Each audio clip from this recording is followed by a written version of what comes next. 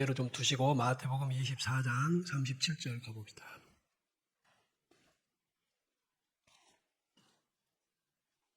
(44절까지도) 교독합니다. 노아의 때와 같이 인자의 임함도 그러하리라. 홍수 전에 노아가 방주에 들어가던 날까지 사람들이 먹고 마시고 장가들고 시집가고 있으면서 홍수가 나서 그들을 다 멸하기까지 깨닫지 못하였으니 인자의 임함도 이와 같으리라. 그때 두 사람이 밭에 있음에 한 사람을 데려가고 한 사람은 버려둠을 당할 것이요 두 여자가 맷돌질하고 있으며 한 사람은 데려가고 한 사람은 버려둠을 당할 것이니라. 그러므로 깨어있으라. 어느 날에 너희 주가 임할는지 너희가 알지 못함이니라.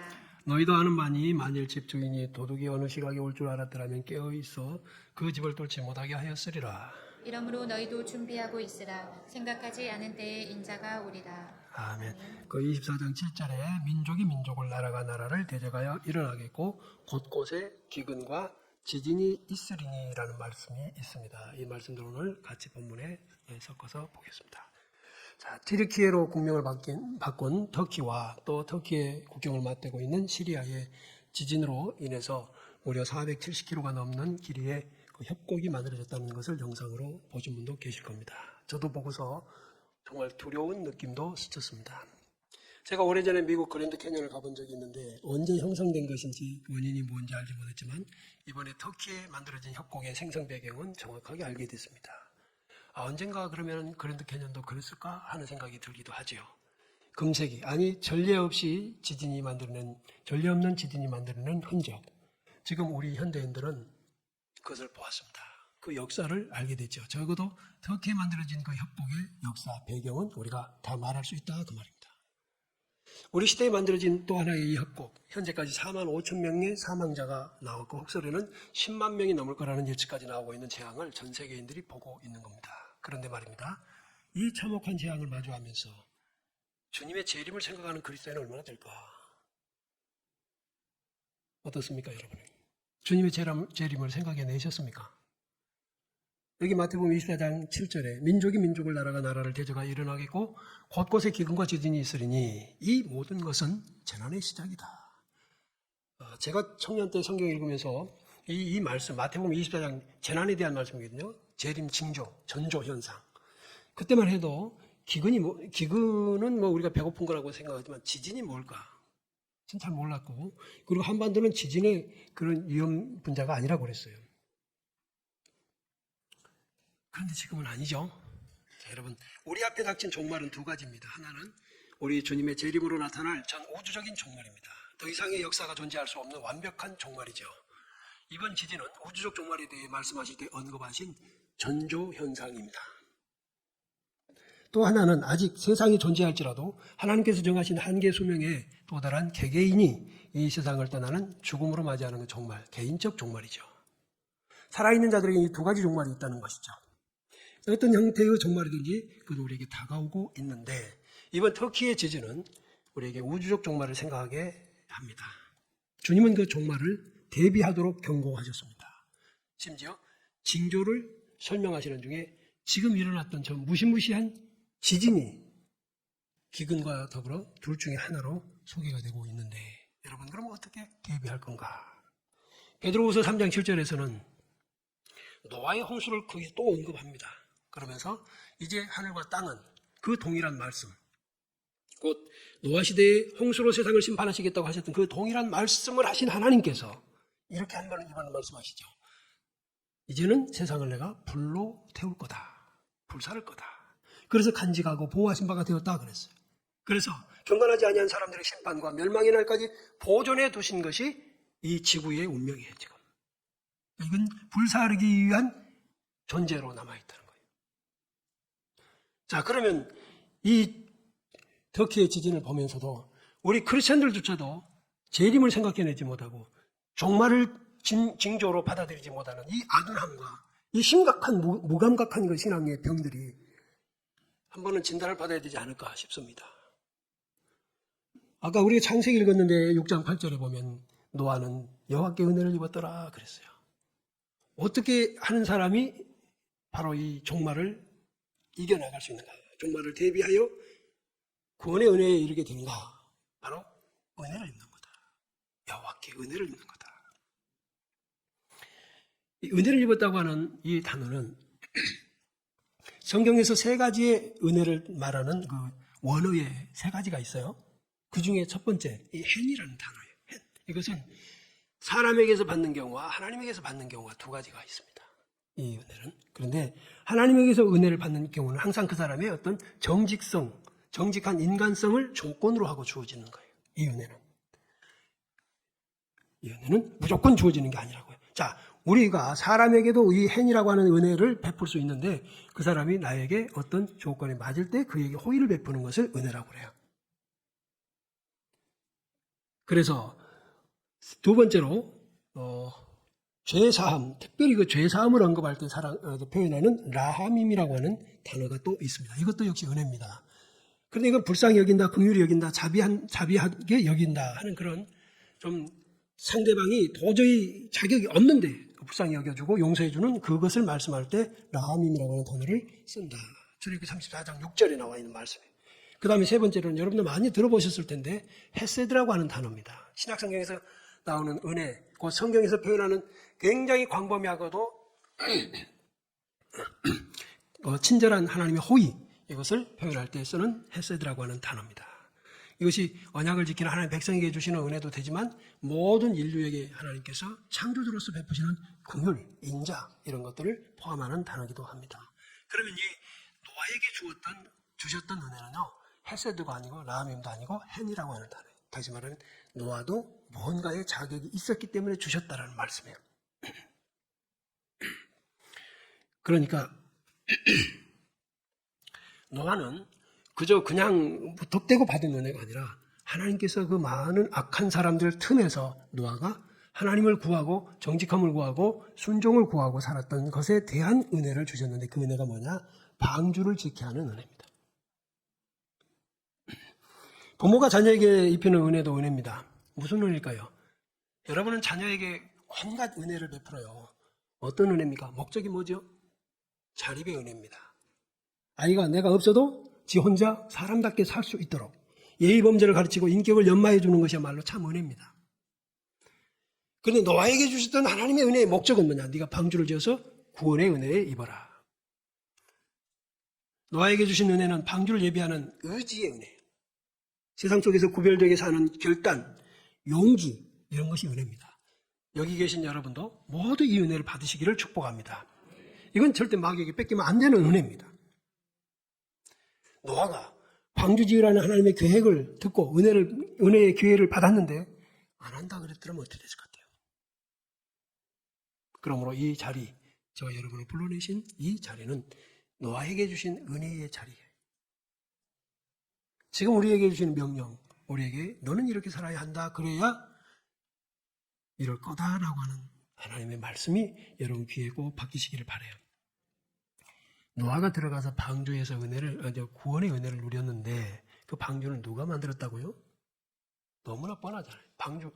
노아의 방주가 스스로 만들어져 있는 게 아니라 노아가 얼마 기간? 자그마치 120년. 600세 넘게 살았던 노아에게 120년이라는 세월은 짧은 건 아니죠. 이탈리아의 가우디 성당은 1882년 3월 19일에 착공해서 2026년에 완공을 목표로 아직도 공사가 진행돼요. 130년이 넘었죠. 노아는 하나님의 명령을 따라서 방주 짓기를 시작했습니다. 그런데 그것은 아주 이해하기 어려운 수준의 말씀이고 아직 보이지 않는 말씀이에요. 마치 우리가 터키의 어마어마하게 두려운 장면을 목도하면서도 세상이 어떻게 불로 태워진단 말이냐 라고 믿어지지 않는 것처럼 노아 시대 때 그 태평성대에 어떻게 세상이 물에 덮일 수 있단 말이냐. 다 믿죠. 노아가 믿어요. 그게 은혜라고. 지금 우리에게도 은혜가 임한다면 저 지진, 기근 이것을 보면서도 끝도 안 나는 사람들 틈에서 나는 주님의 재림을 기다릴 거야. 나는 천국이 있음을 믿어. 하나님의 자녀답게 살 거야. 믿음의 집을 질 거야. 이렇게 사는 것, 이것이 그 은혜예요.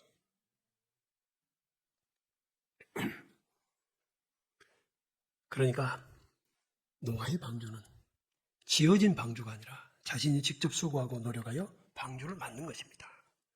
여기서 오해하시면 안 돼요. 그럼 우리의 구원은 예수님의 십자가 보혈이 없다. 필요 없이 내 의지로 공로로 한단 말이야. 또 그렇게 성급하게 결론 내려서 시비하지 마시고 잘 들어보세요. 노아를 먼저 선택하세요. 그리고 노아에게 명령을 주세요. 우리를 먼저 선택하셔서 하나님의 백성답게 살게 하시는 거예요. 자, 노아를 선택하셔서 방주를 지으라고 하셨는데 노아가 나는 그렇게 믿어지지 않는걸요. 하나님 안 합니다. 나는 다른 일로 바쁘고 더 재밌는 일도 많으니까 안 하겠습니다. 하고 세상에 취해 살았더라면 나에게 주신 은혜는 안 되겠죠. 오늘 많은 크리스천들이 하나님의 은혜를 이렇게 헛되게 흘려보내는 일들이 많아요. 그런데 성경의 역사를 보면 지금만이 아닌 것 같아요. 히브리서에서도 너희 구원이 흘러 떠내려가지 않게 하라고 말씀하세요. 많은 경우의 성도들이 거룩한 것을 맛보고도 개가 토한 것을 다시 먹는 것처럼 다시 옛날의 세상으로 돌아가 버린 경우가 있다고 성경은 경고하십니다.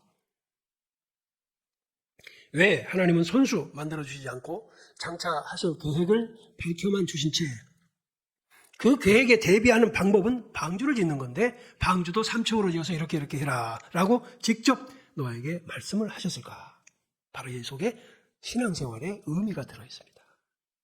오늘 여러분 이 자유스러운 우리 현대 문화와 여러 가지 환경 조건들 속에서 크리스천들 주의를 지켜서 예배를 드려야 되고 크리스천들이 이건 해도 되고 저건 하지 말아야 되고 또 이것을 꼭 해야만 되고 하는 것들이 주어졌을 때 얼마나 불편한가.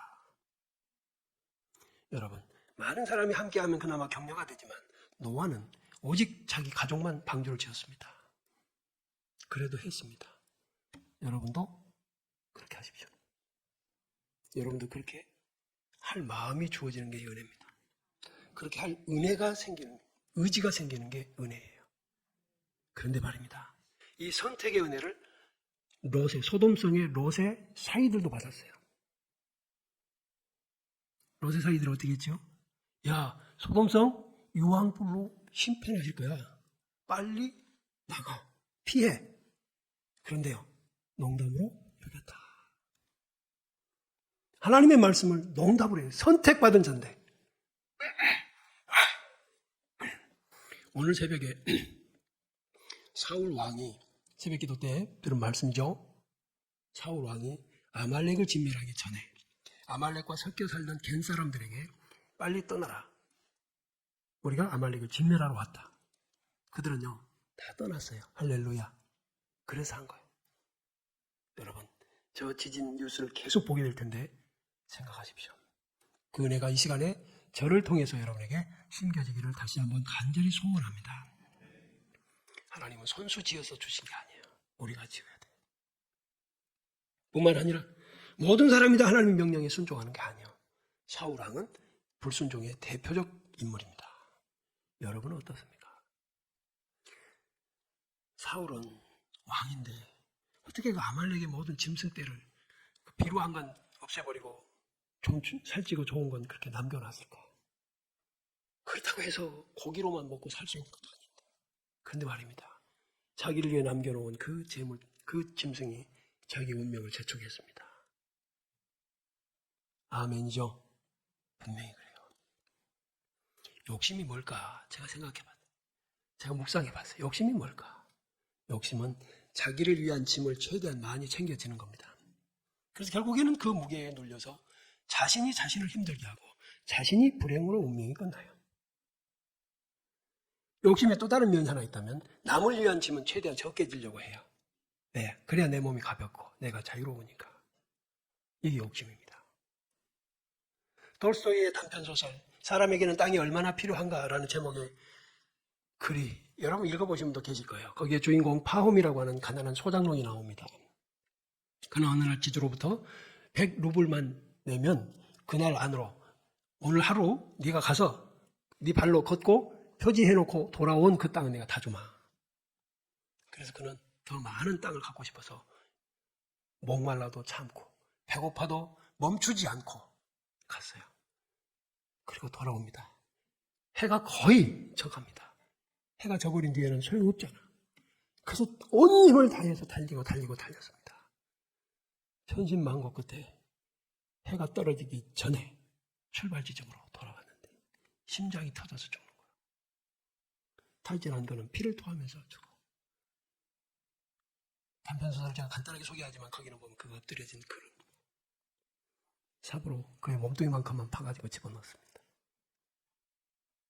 욕심이 자기를 해하는 거예요. 지진을 보면서도 여러분 재림 생각하시고 정말 생각하십시오. 고린도후서 5장 11절에 우리는 주의 두려우심을 알므로 사람들을 권면하거니와 라는 말씀이 있습니다. 부활하신 주님을 다메섹 도상에서 만난 바울 사도가 주의 두려우심을 알았다고 고백합니다. 그러면서 많은 사람들에게 권면한다. 여러분의 삶의 난잡함을 제거하고 똑바로 살아라. 그래요. 여기서 두려움이라는 공포를 말하는 게 아니라 하나님을 향한 경외의 감정입니다. 아, 하나님은 내가 생각했던 존재와는 전혀 다르구나. 너무나 다른 존재구나. 그래서 주님을 만난 이후로 바울에게는 이 두려움의 감정, 그 경외의 감정이 항상 그를 주장했습니다. 그래서 그는 모든 일을 주님을 경외하는 마음으로 감당한 것입니다. 할렐루야. 우리도 그렇게 삽시다. 하나님 없이 살지 마시고 항상 하나님을 두려워하는 마음으로 경외하는 감정으로 사는 거예요. 제가 목사로 살면서 보니까 목사도 하나의 자유가 있잖아요. 그런데 그게 아니더라고. 자기를 관리해야 돼. 여러분도 자기를 관리하셔야 됩니다. 어떻게 관리하냐? 주의 두려우심을 알므로 관리하십시오. 이전에 자신의 모든 행위를 아시는 주님을 만났습니다. 그러고 나서는 마지막에도 주님은 나의 모든 행위를 아시겠구나 싶으니 그런 매사에 주를 두려워함으로 선택하고 판단한 것입니다. 나를 아시는 주님. 이전 생활에서 완전히 벗어나는 것이 가능하게 되는 단어입니다. 나를 아시는구나. 그러면 이전과 이후가 달라야지. 여전히 범죄에 머물거나 이전의 행위를 지속하면서 경험하는 주님은 심판의 주님이 될 겁니다. 세상에 제가 사울왕 관련된 이 사무엘상 13, 14, 15장을 새벽기도 때 지금 했어요. 공부를 했는데 어쩌면 그렇게 기회를 그렇게 할까 싶어요. 13장에서 보면 사울이 왕으로 세워진 지 만 2년 만에 블레셋이 쳐들어와서 전쟁을 해요. 그때 사무엘 선지자가 빨리 안 오니까 자기가 나서서 제사를 한다고 하나님을 섬기고 왕이 할 일 아니거든요. 하나님이 정해놓으신 법칙대로 해야 되는 것이에요. 근데 왕이라고 하는 권력을 가지고 자기가 해요. 근데 하나님 기뻐하신 게 아니에요. 교회 여러분도요. 교회에서 경거망동하시면 안 됩니다. 자기 하고 싶은 대로 하는 게 아니라 주의 뜻을 묻고 주님이 쳐놓은 울타리 안에서 주님이 그어놓으신 선 안에서 하셔야 인정받습니다.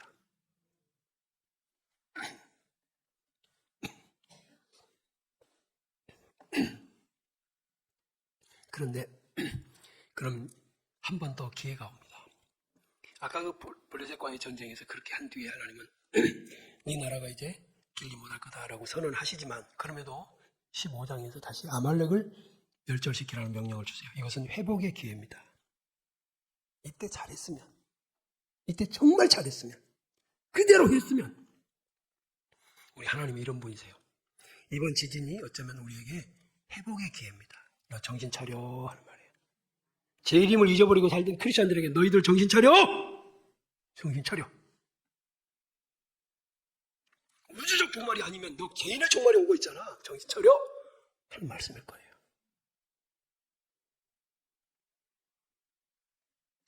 하나님께서 노아를 선택하시고 명령하신 구체적인 행동과 방주를 짓는 일들 대단히 어려운 명령이지만 노아는 그것에 온전히 순종해서 제 믿음이 어떻습니까? 라고 하나님 앞에 입증해 드리는 거예요. 그리스도인이 그리스도인답게 살면요. 주변에 하나님이 없다 하는 자들을 심판하는 기준이 됩니다. 하나님이 없다고 핑계하는 자들, 형편없이 살면서 그것을 합리화하는 자들의 입을 막는 기준이 되는 거예요. 예수 믿는 사람들이 똑바로 살면. 할렐루야. 히브리서 11장 7절 말씀이 그렇게 하거든요. 믿음으로 노아는 아직 보이지 않는 일에 경고하심을 받아 경외함으로 아까 바울사도 경외했다고 그랬잖아요. 노아도 경외했다고 그랬어요. 여기 방주를 준비하여 그 집을 구원하였으니 이로 말미암아 세상을 정죄하고 노아가 하나님을 온전하게 섬김으로 순종하여 방주를 지음으로 노아가 기준이 되었다. 지금 이때 우리도 신앙을 정비해서 주의 재림을 준비하고 우주적 종말이 올 거라는 것을 믿고 정말 정리한다면 세상을 정리할 거예요. 음란함에 방탕함에 나가 있는 세상을 그게 아니라는 것으로 정지하는 하나님의 도구가 될 줄로 믿습니다. 정리합시다. 방주를 지으라는 명령은 선택 후에 주어진 것이에요. 방주를 지은 사람을 하나님이 불러 모은 게 아니라 하나님이 선택하신 자에게 방주를 지으라고 주신 것이다. 아멘. 마치 지금도 믿음으로 살고 깨끗하게 살고 하나님을 두려워하게 살았던 사람들을 불러서 모은 게 아니라 불러 모은 자들에게 하나님이 어떠한 분인가 이것을 보인다 그 말이에요. 히브리서 11장 7절 말씀 한번 다시 찾아서 다 같이 읽고 거기다 줄을 좀 쳐놓으시면 좋겠어요. 히브리서 11장 7절.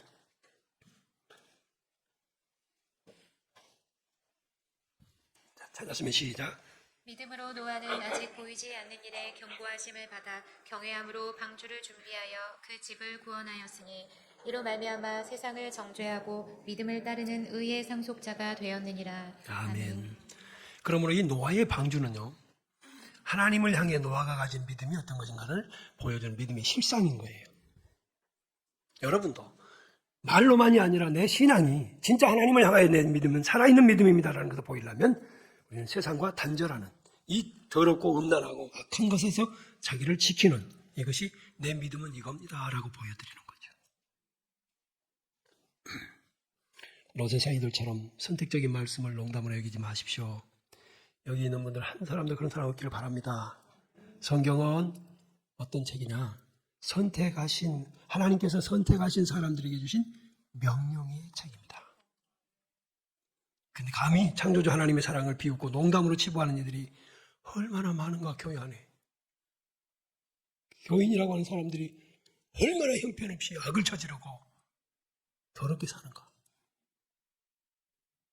교회 안에서나 밖에서나 하나님의 말씀을 감히 조롱거리로 생각하는 이들이 많아요.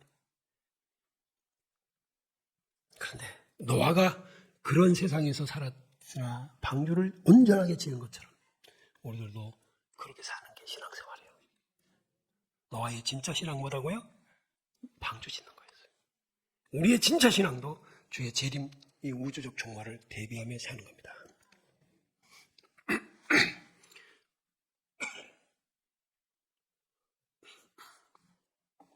아이고 힘들어. 누가복음 5장에서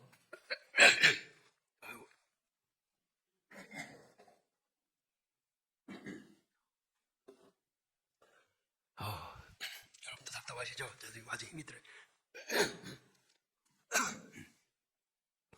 누가복음 5장에서 예수님께서 호숫가에 배 두 척 있는 것을 보시고 한 배에 오르셨다. 그랬더니 그게 시몬의 배였다 그랬어요. 자, 말씀에 순종해서 다시 깊은 데로 가서 베드로가 두 배에 가득하게 좋은 고기를 가득 잡은 것을 보고 저 바닷가 쪽에 있다가 와서 좀 도와달라고 해가지고 가서 했던 그 다른 배의 주인은 어떤 생각이 들었을까요? 이럴 줄 알았으면 내가 예수님 애시당초 4배로 모시고 베드로 역시 힘들고 피곤하고 가기 싫었지만 순종하기를 정말 잘했다 이런 생각하지 않았을까? 엄청난 홍수로 자기 앞뒷집에 살던 사람들이 시체가 되어 떠돌아다니는 것을 볼 때 방주 속에서 노아는 어떤 생각이 들었을까? 우리가 하나님의 은혜를 누릴 때도 역시 그때 순종하기를 잘했다. 그때 내가 믿음의 판단 잘했다. 믿음의 결단 내리기 정말 잘했다. 하게 되기를 축복합니다. 여지껏 그래 본 적이 없다면 이제 그렇게 하십시오. 묻겠습니다. 어느 배가 되고 싶습니까? 버려진 배? 아니면 베드로의 배? 마태복음 24장에서 아까 우리 읽었던 말씀 중에 두 사람이 밭에 있는데 한 사람은 버려지고 한 사람은 데려감을 당했다. 함께 맷돌질하던 두 여자 중에서 데려감을 당한 사람이 있고 버려둠을 당한 사람이 있다. 여러분 어느 쪽이길 원하십니까? 이건 우리가 피할 수 없는 겁니다. 우리에게 달린 선택이 아닙니다. 이제 우리는 그 어떤 것을 대비하는 사람이 돼야 돼요. 그때 주님은 마무리하면서 이렇게 말씀하세요. 그러므로 깨어 있으라. 깨어 있다는 말은 자기 감각이 살아있어야 된다는 뜻이에요. 잠들면 감각이 죽어요. 영적으로 말입니다. 지진 저 현상을 보면서도 재림을 못 판단했더라면 내가 영적으로 감각이 둔하구나 생각하고 회개하고 이 기회 주신 것을 감사하고 회복합시다. 인나서 같이 찬양하겠습니다.